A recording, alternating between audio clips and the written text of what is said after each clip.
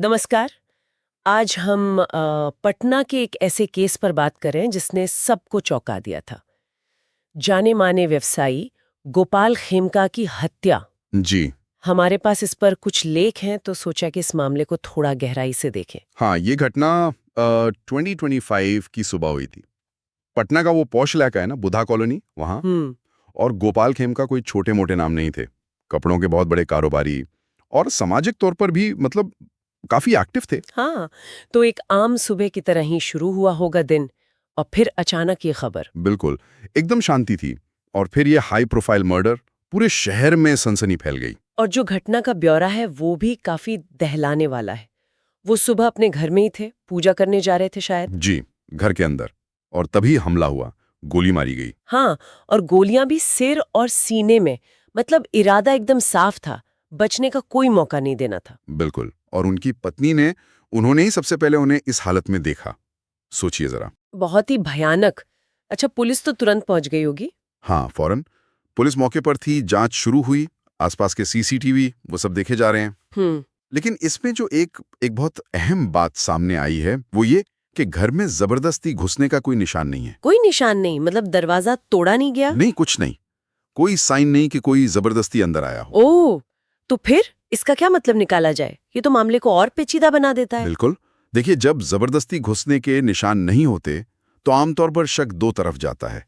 या तो पीड़ित ने खुद दरवाजा खोला था, किसी जानने वाले के लिए। हाँ, या फिर हमलावर पहले से ही किसी तरह घर के अंदर मौजूद था। तो शक सीधा किसी करीबी या घर में आसानी से आने जाने वाले पर जाता है। तो मतलब शक का दायरा सिमट जाता है। घर के लोग, स्टाफ, करीबी दोस्त। जी बिल्कुल। और पुलिस इसी लाइन पे काम भी कर रही है। घर के जो नौकर हैं, ड्राइवर हैं, दूसरा स्टाफ है, सबसे पूछताछ हो रही है। और सुनने में आया है कि कुछ लोगों को हिरासत में भी लिया गया है, शक के आधार पर। हाँ, ऐसी खबरें हैं। लेकिन अभी ये सब शुरुआती दौर में है। पुलिस कह रही है कि वो जल्दी खुलासा कर देंगे। उम्मीद तो यही है। लेकिन ये घटना, मतलब दिन दहाड़े एक इतने बड़े व्यापारी की उनके ही घर में हत्या, बिहार की कानून व्यवस्था पर तो सवाल खड़े हो ही गए हैं। बिल्कुल। ये सिर्फ एक अपराध नहीं है। ये लोगों के मन में जो सुरक्षा की भावना होती है ना, उस पर सीधा हमला है। हम्म। डर का माहौल तो बनता ही है।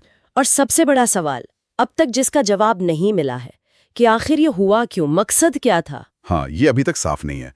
पुलिस कई एंगल से देख रही है। क्या कोई पुरानी दुश्मनी थी, पर्सनल लेवल पर? या कोई पारिवारिक झगड़ा, कई बार ऐसा भी होता है। हो सकता है। या फिर बिजनेस राइवलरी, इतने बड़े कारोबारी थे तो हो सकता है कोई व्यापारिक दुश्मनी हो।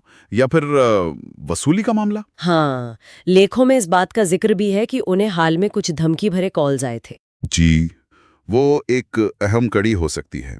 पुलिस जरूर उस एंगल को भी खंगाल रही होगी। धमकी भरे कॉल्स अक्सर या तो वसूली के लिए होते हैं या फिर किसी दुश्मनी का संकेत। तो मतलब कई सारी संभावनाएं हैं। हाँ, बहुत सारी। जब तक कोई पकड़ा नहीं जाता या कोई ठोस सबूत नहीं मिलता, तब तक कुछ भी कहना मुश्किल है। और समाज में भी इस पर काफी प्रतिक्रिया हुई है। व्यापारी वर्ग में, आम लोगों में गुस्सा है, धरने प्रदर्शन भी हुए हैं। हाँ, गुस्सा होना लाजमी है। और एक और बात, परिवार वाले खुद किसी करीबी पर शक कर रहे हैं और वो सीबीआई जांच की मांग भी कर रहे हैं। हाँ, ये भी एक अहम पहलू है। अगर परिवार को ही किसी अंदर के आदमी पर शक है तो ये जांच को एक अलग दिशा दे सकता है। लेकिन इससे पुलिस पर प्रेशर भी तो बढ़ता होगा। बिल्कुल। और सीबीआई जांच की मांग ये दिखाता है कि शायद उन्हें लोकल पुलिस पर उतना भरोसा नहीं, या फिर मामला इतना हाई प्रोफाइल और संवेदनशील है कि वो चाहते हैं कि एक सेंट्रल एजेंसीज की जांच करें। तो मतलब एक हाई प्रोफाइल मर्डर, घर में घुसने का कोई सबूत नहीं, मकसद पता नहीं, और परिवार का शक भी किसी अपने पर। ये तो काफी उलझा हुआ मामला लग रहा है। बिल्कुल, बहुत ही पेचीदा। और ये हमें सोचने पर भी मजबूर करता है ना। किस बारे में? यही कि जब कोई भारी हमला साफ न दिखे और शक की सुई अपनों की तरफ ही घूम जाए, तो किसी इंसान की जो पब्लिक इमेज होती है उसके पीछे कितने तरह के अनदेखे जटिल रिश्ते, चाहे वो पर्सनल हो या प्रोफेशनल, छिपे हो सकते हैं। हाँ। और कैसे वही रिश्ते कभी-कभी ऐसी दुखद घटनाओं की वजह बन जाते हैं। ये ये एक सोचने वाली बात है।